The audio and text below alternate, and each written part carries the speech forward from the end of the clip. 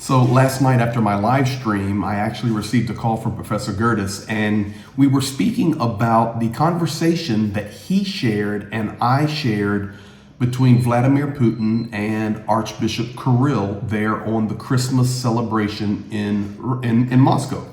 And we were discussing it, and he was saying, you know, Greg, it's so interesting that Putin is asking Kirill to bless these pendants that are going to be sent to the commanders there on the SVO or to the front lines. And I said, you know what, Professor? I also thought that is what he was saying. My Russian is pretty good. I had translated it for my streams and for my videos, and I translated it, Vladimir Putin asking Kirill, will you bless these pendants? They have my initial, and it'll be a nice little gift for the frontline commanders. I had some friends of mine here in Ukraine, of course their Russian is perfect, much better than mine. They called and they said, Greg, your translation is wrong. Like, your words are okay, but your meaning is wrong. So Prof asked me, Greg, can you play that video again with the proper translation and help bring some understanding to my audience and community about the power of that word? So here is the proper translation, and then I'll be right back and explain what it means. Merry Christmas to you from all my heart.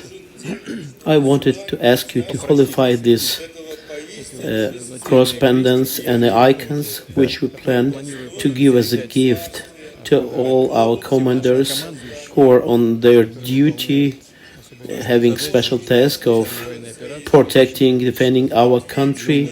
I think it will be a very special joy to get these symbols of faith, especially holified by you, especially in these Christmas days, especially during the Christmas Mass or Christmas service. So when this message is generally being translated between Putin and Kirill, everybody is translating it in a normal English word, bless. Would you bless this pendant to go to the front line, to the commanders? But that is not the word that is used. The word here actually is perfectly translated, would you holify? And then he goes further on to refer to it as the pendant and the icon. Would you holify it? And he says it would be a great gift and a great thing to do for our commanders there on the front line. So ladies and gentlemen, what we need to understand as far as Russian Orthodoxy, that Eastern Orthodoxy Christianity there in Russia, it is a mix of Christian thought, but also heavy on mysticism and on superstition.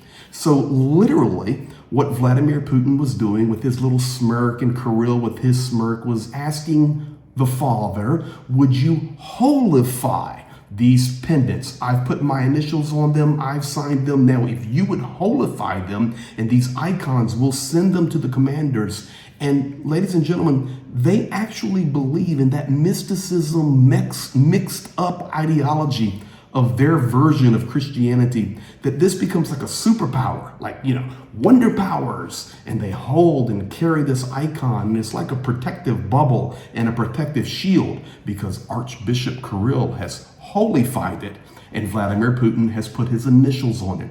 So when you think about, or you see things happening, especially in this Russian culture coming out, and you see what looks on the surface to be something, oh, well, that's interesting, sending them some gifts and asking the bishop to bless them. It's much deeper than that.